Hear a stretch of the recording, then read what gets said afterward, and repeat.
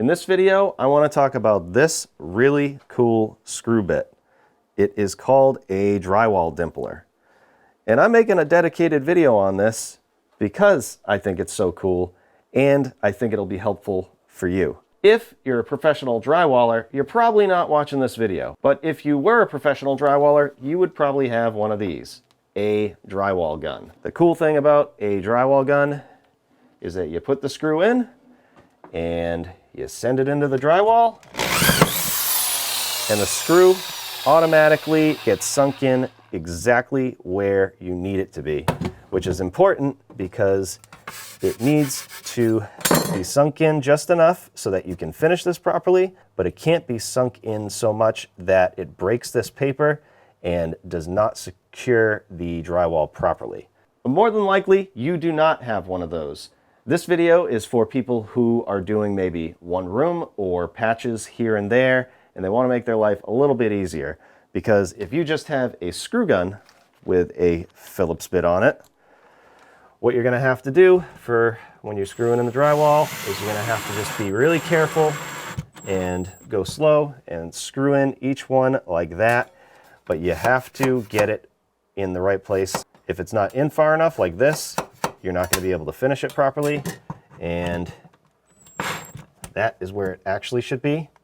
But if you accidentally go further like that, just a little bit further, you break that paper and it's not secured properly.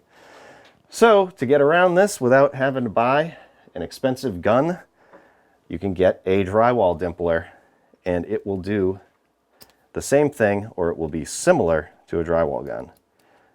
Put your screw on there like that. I already have one set up. I have some electrical tape around it because I was having an issue with it popping off, but that could just be this extension. But that's a tip. If it pops off, you can do that. And then you run your screw in. And it's called a drywall dimpler for a reason. You can see it dimples the drywall around here, but it does not break the paper. It stops right where that screw needs to be. We'll do another one. Just like that. I might be getting a little aggressive, but try another one. There you go. So it's going to put a screw in like that every single time. The only downside to this compared to the drywall gun really is that the drywall gun is adjustable, so you can control the depth, but this is going to set it perfectly every time. And if the bit gets worn out, it comes in a pack of 4, maybe more, maybe less, but you can just replace that for much less of a price than buying a gun, and it's going to be a lot less frustrating than if you were going to be using just a drill with a Phillips. So hopefully, if you are looking to do some drywall, you do it here and there, or you're looking to do one room and you don't want to buy a gun, then I hope this video helps. Thanks for watching.